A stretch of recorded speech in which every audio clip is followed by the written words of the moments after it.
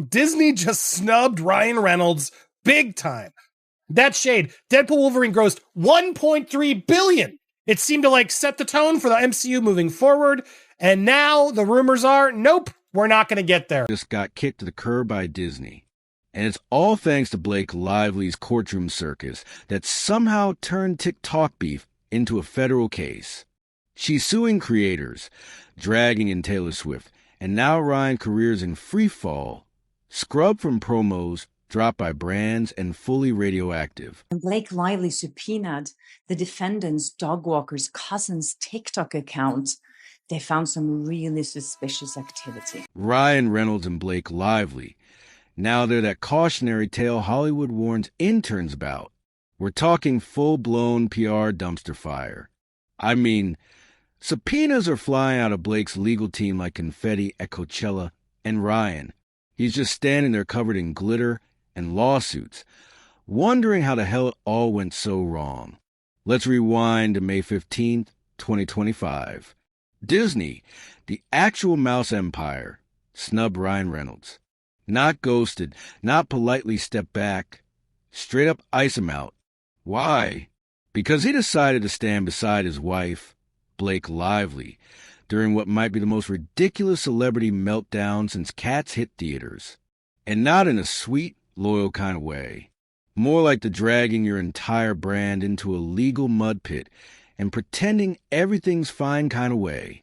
The guy was Hollywood's golden retriever, and now he's roadkill on Sunset Boulevard. They wanted the Wesley Snipes and wanted him back, not some new one. To know that they're now going with Black Panther 3, a young X-Men, and they're now ignoring Deadpool. Blake's mess started with a cringe-fest marketing of It Ends With Us, a film that went from romantic drama to courtroom thriller faster than you could Google Ryan Reynolds' career collapse. What began as backlash over promo choices somehow spiraled into a full-blown war against content creators. Yeah, you read that right. She declared legal war on TikTokers. I can't. Now, we previously reported on this a couple months ago about how Disney was not happy with Ryan about this lawsuit. Clearly, this lawsuit has affected his bottom line. He wants to pretend like it's not. Meanwhile, the fan base, her own fan base, by the way, started turning on her like she slapped a puppy on live TV. And as if this flaming train wreck wasn't dramatic enough, people like Taylor freaking Swift bailed. When Taylor ditches you, it's done. Wrap it up. Even her most loyal girl gang members looked at the circus and said, "No thanks, babe." Blake and Ryan went from royal couple to you, who invited them in record time. Now, let's talk about the day Ryan Reynolds walked into Disney HQ like everything was normal. On May 15th, the guy probably strolled in thinking they were going to talk about Deadpool merch or a new PR campaign. Cute. Instead, Bob Iger himself was waiting with a professional equivalent of "you're out." This wasn't a suggestion. This was a 72-hour ultimatum. Publicly distance yourself from Blake, or we erase you from everything. That includes Marvel promos, events, posters, you name it. Even if Bob Iger himself is getting frustrated, which he is, with this whole thing, they want it to stop. And Ryan's insisting that no, it's not going to stop. Disney literally runs the most calculated brand machine on earth. They don't blink unless the numbers say so. And apparently the numbers said Ryan was officially a liability, not an edgy maverick, not a misunderstood husband, a red flag PR risk. Their internal reputation radar went from yellow to red after court filings dropped on May 14th. And suddenly Ryan was hotter than a lawsuit, and not in the sexy way. By May 16th, his name was scrubbed from 2 press events, Marvel's D23 reveal, and a scheduled spot on Good Morning America. Gone like he never existed. They even started pushing Zazie Beetz and Josh Brolin in Deadpool 3 marketing. Side characters, y'all. Zazie's awesome, but let's be real. When studios push the supporting cast over the lead, that's a red wedding moment. Game over. Oh, yeah, this is a bad update for Ryan Reynolds. It's pretty shocking that they aren't going to sort of immediately rush into a part 4, which could be a clear boon for them. And here's the part that really makes me cackle. Ryan didn't even do anything criminal. That's the worst part for him. He just stood too close to Blake while she played legal hopscotch with the Constitution. Apparently, all it takes to get wiped from Disney's memory is supporting your wife while she subpoenas TikTokers over comment sections. You really have to respect the speed of this downfall. It's Olympic-level self-destruction. But we're not done yet. Let's talk about Blake's little courtroom massacre. Blake Lively didn't just sue critics. She went full scorched earth mode. Her legal team launched a subpoena parade that hit over 43 content creators. And some reports say up to 107, most of them women. Some of them survivors of domestic violence. This isn't me speculating. This is documented. And for what? For making TikToks about how badly she marketed a movie. That's not legal defense. That's diva energy on steroids. Blake's team will probably withdraw our subpoena before the judge can even look at our case. That way she avoids consequences while we're left with the stress, the trauma, and the fear that she already got what she wanted. People found out not through formal legal notices, mind you, but through social media. One creator literally said they discovered they'd been subpoenaed by Blake after the deadline had already passed, and their private data might have already been handed over. We're talking names, IP addresses, SIM data, contact lists, even banking info just for criticizing her red carpet choices. Who needs stalkers when you've got subpoena print? Thus, many other content creators have been subpoenaed by Blake, most of whom are women, some of which are DV survivors. We don't know if TikTok gave her our info. We can't get answers, and that's what's so terrifying. If a celebrity can weaponize the legal system to silence anonymous creators just for speaking out. And if you think Blake's team was organized and respectful, think again. Content creators like Ashley, Brianna, Eve, and Pop Diaries came out swinging, accusing her of weaponizing the legal system to silence online critics. One of them even got in a car accident from the stress of trying to file motions to protect themselves because, surprise, they're not lawyers. They're just internet users with opinions. And to be fair, they had every reason to ask Marvel because of Nice Pool, the mocking, etc. There was a lot of stuff that Justin was responding to. It wasn't just SH claims that he was trying to save Phase 4 over the summer. It was all of the bad press. This isn't just a legal nightmare. It's a full-blown attack on free speech wrapped in designer gowns and filtered Instagram selfies. And Ryan, Mr. Maximum Effort himself. He stood right next to it like a lost puppy who wandered into a crime scene and decided to defend the robber. He didn't just stay silent. He basically became Blake's unpaid legal mascot. No wonder Disney hit eject. Bad news. This is absolutely bad news for them. And so I think it's hard to not see this as Disney getting fed up. Ryan Reynolds built an entire brand on being likable, funny, chill. The guy made fart jokes into an empire, but apparently all it takes is backing one woman with a vengeance complex. And suddenly you're not Deadpool, you're just dead weight. And watching him go down with the Blake ship is the most entertaining plot twist Marvel never scripted. So yeah, this is where we're at. The internet's former favorite couple is now the industry's favorite cautionary tale. Reynolds thought silence would protect him, but all it did was tie him to a tornado in Louis Vuitton heels. Meanwhile, Blake Lively turned her legal drama into an Olympic sport, racking up subpoenas like she's collecting infinity stones.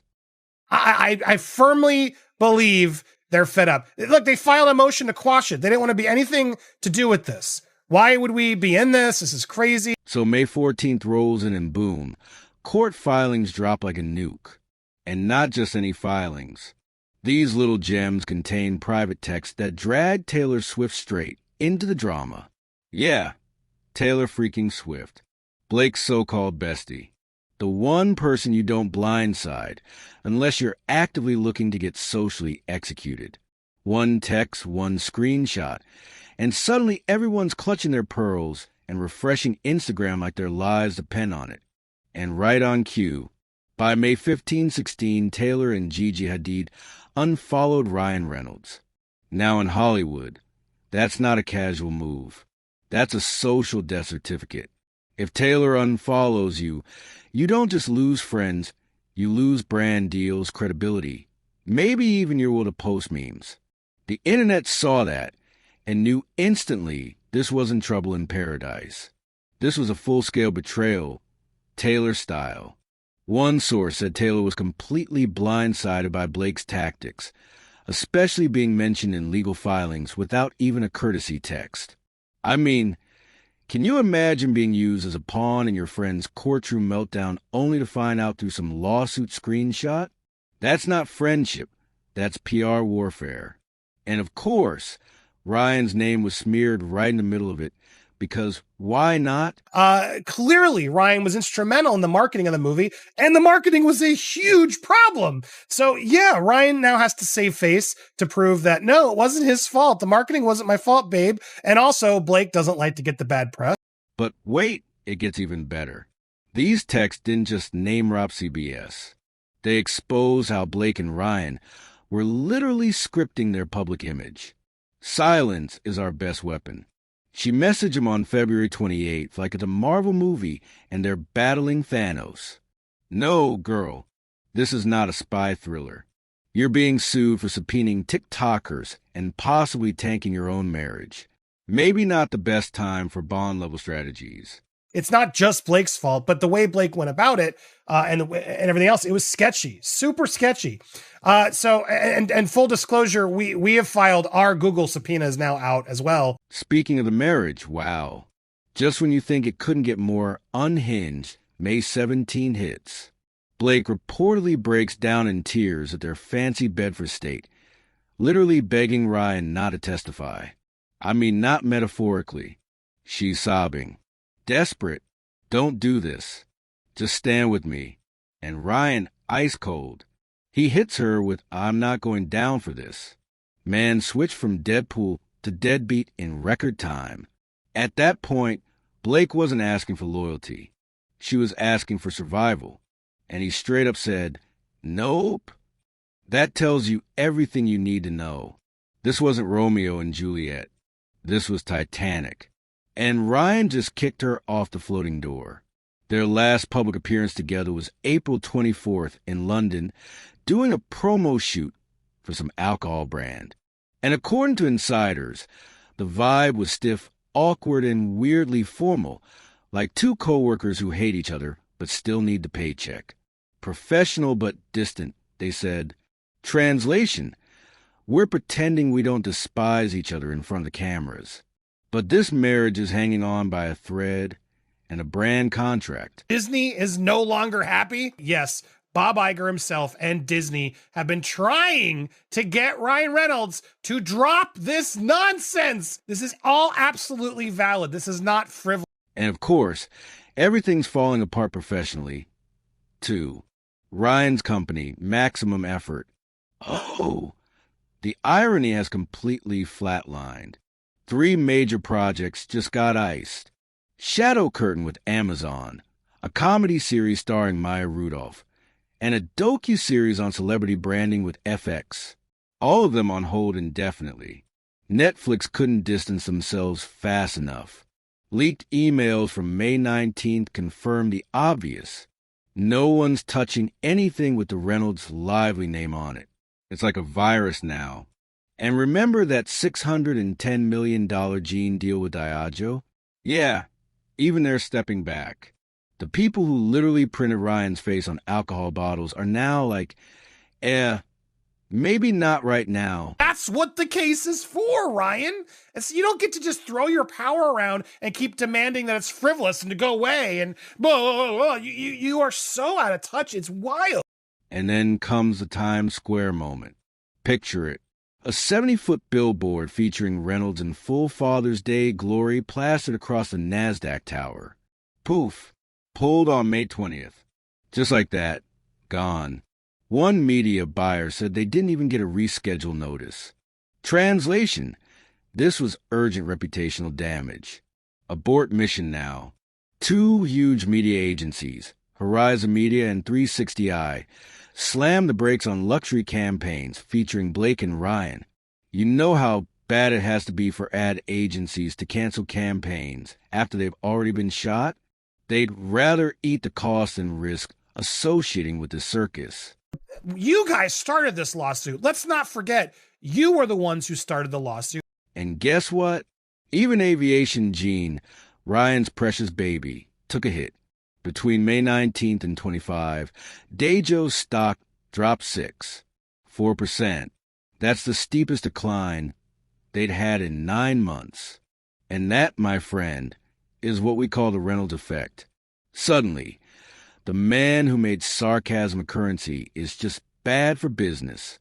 Desperate to regain control, Ryan tried to buy back more equity in Aviation Gene, like somehow becoming more involved would fix things. Daejo said, "Thanks, but no thanks."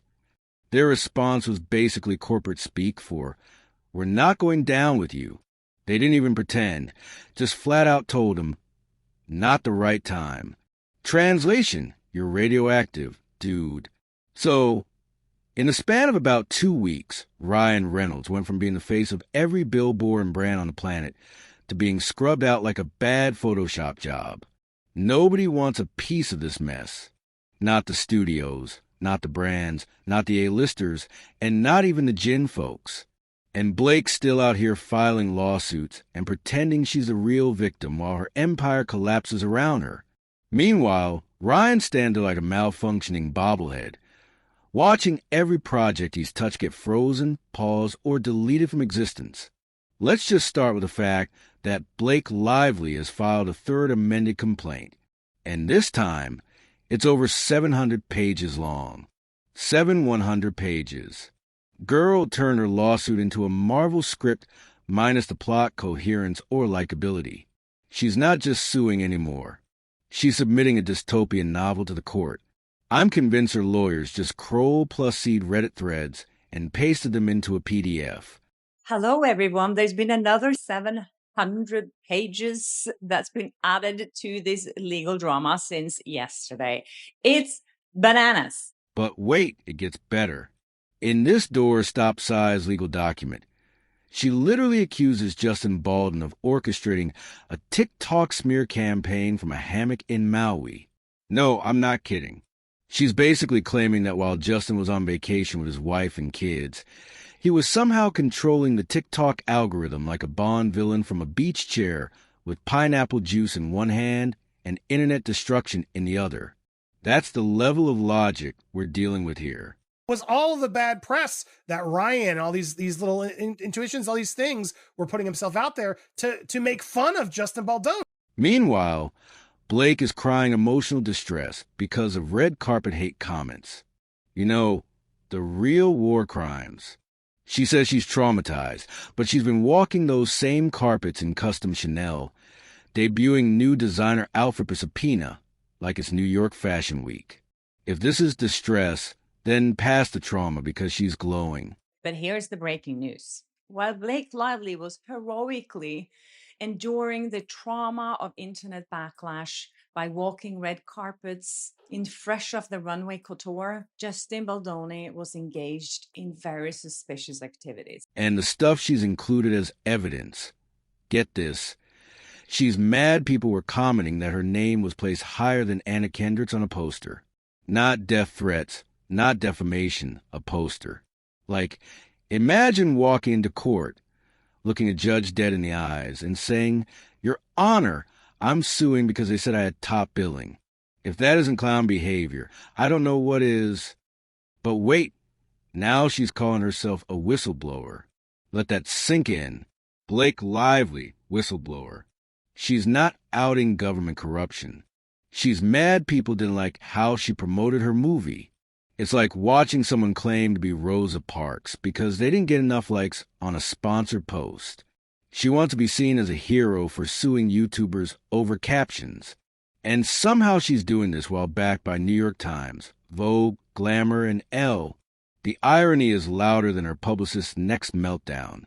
Justin and his digital army was controlling every TikTok and YouTube algorithm and group chat from Maui to Mars to make sure that people didn't like her. And while she screams media manipulation, she's out here literally manipulating media.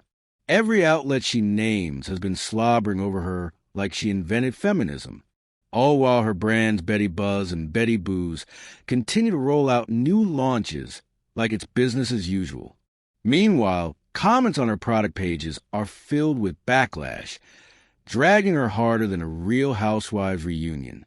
But she just keeps launching, because if there's one thing Blake loves more than a courtroom monologue, it's capitalism. And of course, in her 20-year career, she's never experienced this kind of hate. Really, TikTok criticism is now the emotional equivalent of war trauma. Sis, welcome to the internet. You don't get to sue your way into universal approval. This isn't a scripted Netflix special. Not everyone's going to love you, especially when you act like a villain straight out of CW soap.